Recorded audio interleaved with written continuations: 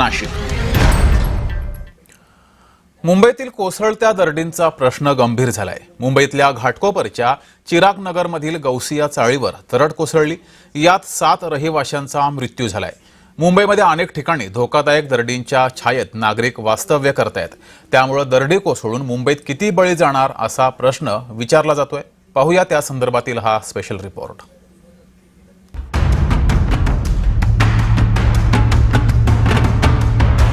मुंबईतल्या दरडींचा प्रश्न आता गंभीर झालाय.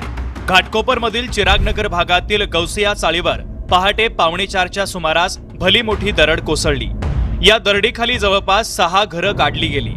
डोंगरावरील भला मोठा दगड वस्तीवर कोसळला. त्यातच दाट लोकवस्तीच्या या भागात फायर ब्रिगेड आणि एनडीआरएफला साधन सामुग्री घेऊन मदत कार्य करताना मोठ्या अडचणी आल्या. ढिगाऱ्याखाली अडकलेल्या नागरिकांच्या नातेवाईकांनी एकच हंबरडा फोडल्याचं पाहायला मिळालं. दरड दुर्घटनेमध्ये 7 निष्पाप नागरिकांचा बळी गेलाय. उसी में पहाड़ के नीचे फंसे हैं वो लोग. उनका नाम है आरिफ शेख. वो है 28 साल के. हाँ, मैं मेरा खुद का रूम है, वो भाड़े पे थे. अभी 2 दिन हुआ गांव से आए हैं. भाई भाई हमारे हाँ, अभी तक मिले नहीं. कल या परसों इधर पे आके शिफ्ट हुआ. तो अभी रात को सुबह 4 या 5 बजे फोन आया.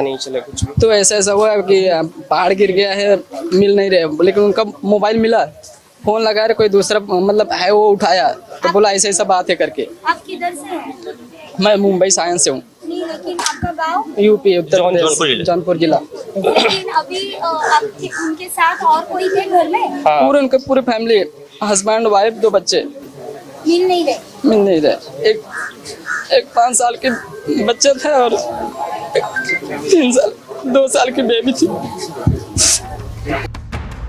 दुर्घटनेची माहिती मिळताच महापौर रितू तावडे यांनी घटनास्थळी धाव घेत परिस्थितीचा आढावा घेतला. शिवाय मदत कार्य करणाऱ्या जवानांना काही सूचना देखील दिल्या. संबंधित ठिकाणी दरड कोसळण्याची शक्यता असल्याची नोटीस महापालिकेनं बजावून देखील चाळ रिकामी केली नसल्याचा दावा त्यांनी केला.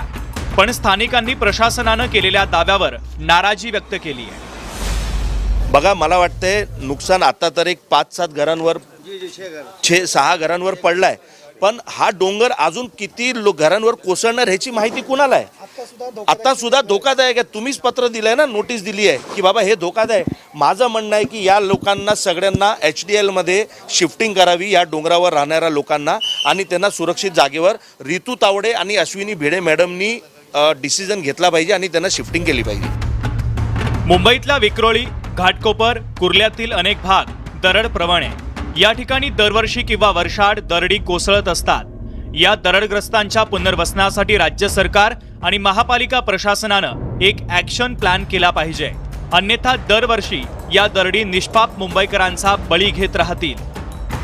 भाग्यश्री प्रधानसह ब्युरो रिपोर्ट, जय महाराष्ट्र, मुंबई.